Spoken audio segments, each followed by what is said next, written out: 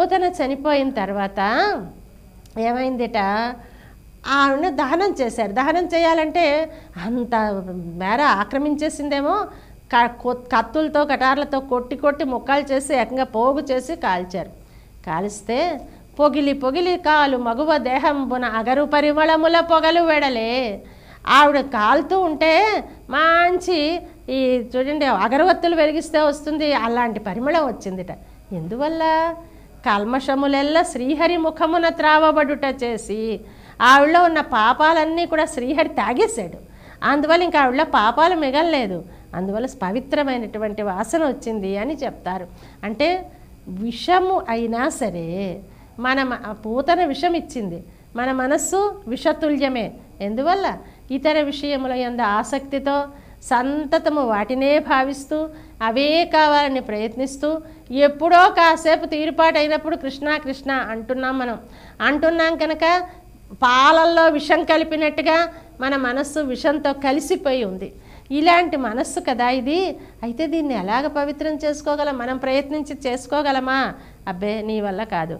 పూతన నుంచి తనను తాను రక్షించుకున్నాడు భగవానుడు తప్ప పూతన కృష్ణుడిని ఏమీ చెయ్యకుండా గొల్లవారు రక్షించలేరు కదా. ఎందువల్ల అంటే వాళ్ళకి ఆ శక్తి లేదు. అలాగే మన మనసులో భగవంతుడు స్థిర నివాసం చెయ్యకుండా అడ్డుకునేటటువంటి ఈ ప్రకృతి శక్తిని పోగొట్టుకుందికి మనకి శక్తి చాలదు. అయితే ఏం చేయాలి? ఆ పూతన ఏం చేసిందిట, మొట్టమొదటి నుంచి కూడా ఆవిడ ఆ పాలు కృష్ణుడికి ఇవ్వాలి, కృష్ణుడికి ఇవ్వాలి అంటే కృష్ణుడని పేరు తెలియదు అనుకోండి, దేవకీనందనుడికి ఇవ్వాలి అనుకుంది. అనుకునే వచ్చింది, వచ్చి తిరుగుతోంది. ఆ తిరుగుతున్నప్పుడు కృష్ణుడికి ఇవ్వాలి, కృష్ణుడికి ఇవ్వాలి అనే భావన ఆవిడలో ఉంది కనుక కొసకు కూడా కృష్ణ ఒక గుక్కెడు పాలు తాగితే నీ చెలువ మెరుగవచ్చును, నా చెలువము సఫలమగును, నీ అందం తేలిపోతుందిరా అంటే చనిపోతే వికృతం అయిపోతావు, నా చెలువము సఫలమగును, నేను ఇంత అందమైన వేషం వేసుకున్నందుకు సార్థకత, నిన్ను చంపేస్తే అనుకుంది పాపం. ఆయన సరే శభాష్ అలాగేను, నీ చెలువ మెరుగవచ్చును, నా చెలువము సఫలమగును అనుకున్నాడు ఆయన కూడా. ఆ దాని బండరూపు దానికి వచ్చేసింది, ఆయన అందానికి సార్థక్యం లభించింది. ఇలాగా ఈ పూతన అనేది చనిపోవడానికి కారణం ఏమిటి అంటే చనిపోవడానికి కారణం కాదు, చనిపోయిన తర్వాత స్వామిలో ఆ పరిమళం చేరిపోయింది, అంత పరిమళం వచ్చింది అంటే కారణం ఏమిటి? స్వామి చేత ఆ పాలు ఆరగింపబడడం కదా. అదిగో అలాగే మనం కూడా మనకున్న దాన్ని ఎంత చెత్తదైనా సరే తండ్రి నువ్వే దీన్ని బాగు చేసుకో, నా మనస్సు నువ్వే స్వీకరించు అని కానీ ప్రార్థిస్తే ఆయనే దాన్ని స్వీకరించి అమృతం చేసుకుంటాడు అని అంటారు. అలాంటి పూతనని అంతం చేసి శకటాసుర భంజనం చేసి స్వామి వెళ్ళి ఆ పాలకడలిలో పవళించావా, పాల సముద్రంలో పవళించిన వాడివి నువ్వే కదా అని అలాంటి వాడిని ఉళ్ళెత్తుకొండు గుండెల్లో పెట్టుకున్నారట మునులు యోగులు. మునులు అంటే సంతతం మననం చేసేవాళ్ళు, యోగులు అంటే ధ్యానం చేసేవాళ్ళు. వీళ్ళు ఎప్పుడూ కూడా మనస్సులో భగవంతుడిని నిలుపుకొని ఉంటారు. అలాంటి వాళ్ళుట పొద్దుట లేచినప్పుట అమ్మో మన మనస్సులో స్వామి ఉన్నాడు, గబుక్కుని లేచిపోతే పడిపోతాడో ఏమో, కదిలిపోతాడో ఏమో, స్వామికి ఎంత అలసట వస్తుందో.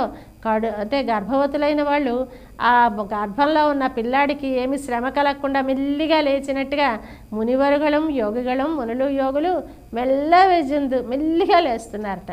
లేచి హరి హరి అంటున్నారట. రోజు లేవగానే హరి హరి అంటారు. హరి అంటే హరించేవాడు. ఏమి హరిస్తాడు? మనలో ఉన్న పాపాలను హరించేవాడు. హరిర్హరతి పాపాని దుష్టచిత్తైరపి స్మృత. మనం దుష్టమైన మనసుతో తలిచినా ఆ హరి అన్న పదం మనలో పాపాలని పోగొడుతుంది. ఎలాగంటే తెలియక ముట్టుకున్న నిప్పు కాల్చినట్టుగా దాని సహజ స్వభావం కనుక హరి అనే నామం మన పాపాలని పోగొడుతుంది అని అంటారు. అలాగ స్వామిని కీర్తిస్తున్నారు. మెల్ల వెళ్ళింది హరి అన్న పేరరవం. ఆ చప్పుడు ఆ ధ్వని అంటే వారి నోట వచ్చిన హరినామం మనము అంటాం. కానీ మనకి ఇప్పుడు చూడండి గులాబ్ జామ్ పాకంలో ముంచుతే ఉన్న రుచి పాకంలో ములగందానికి ఉండదు కదా. అంచేత నిండైన మనసుతో అన్నవాళ్ళకున్న స్థితి మనకి ఉండదు కనుక మనం అంటే ఉన్న మాధుర్యం ఉండదు. మనం అంటే వారు అనేసరికి ఏమవుతుందిట మన మనసులు కుళిరిందు చల్లపరిచేస్తాయి. అంచేత సంతత భగవద్ అనుభవంలో ఉన్నవారి దగ్గర వినండి మీరు నామాలు మీకు వచ్చునని మీరు అనేసుకుంటే ఆ రుచి రాదు. సంతత భగవద్ అనుభవ నిష్ఠుల దగ్గర చేరి వారు చెప్పిన నామ సంకీర్తనాన్ని వినండి, అప్పుడు మీ మనసు చల్లబడుతుంది అని అమ్మ చెప్తూ మనని మేలు కొలుపుతోంది ఈ పాశురంలో. జై శ్రీమన్నారాయణ. ఆండాళ్ దివ్య తిరువడిகளே శరణం.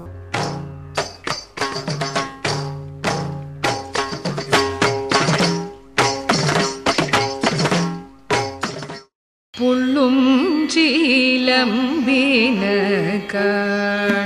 புள்ளரையன் கோயிலில் புள்ளும் சீலம்பினகான் புள்ளரையன் கோயிலில் புள்ளும் சீலம்பினகான் புள்ளரையன் கோயிலில் புள்ளும் சீலம்பினகான் புள்ளரையன் கோயிலில் வெள்ளை விழிச்சங்கின் பேரரவம் கேட்டிலையோ, வெள்ளை விழிச்சங்கின் பேரரவம் கேட்டிலையோ, பிள்ளாய் எழுந்தீராய் பேமுலை நல்சுண்டு, பிள்ளாய் எழுந்தீராய் பேமுலை நல்சுண்டு, கள்ள ஜகடம் கலகடிய காலோச்சி வெள்ளத்தரவில் கோயில் அமர்ந்த வீத்தினை, வெள்ளத்தரவில் கோயில் அமர்ந்த வீத்தினை உள்ளத்து கொண்டு முனிவர்களும் யோகிகளும் மெல்ல எழுந்து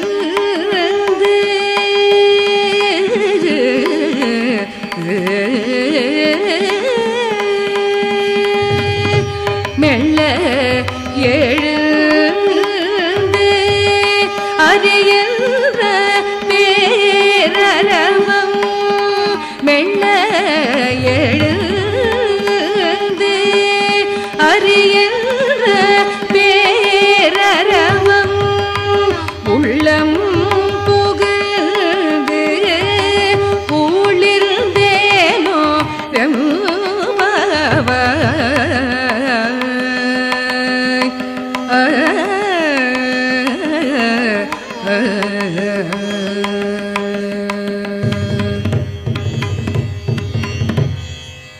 రాజు సంతోషించి విష్ణు చిత్తుల వారిని అంబారీ ఎక్కించి ఊరేగించారు.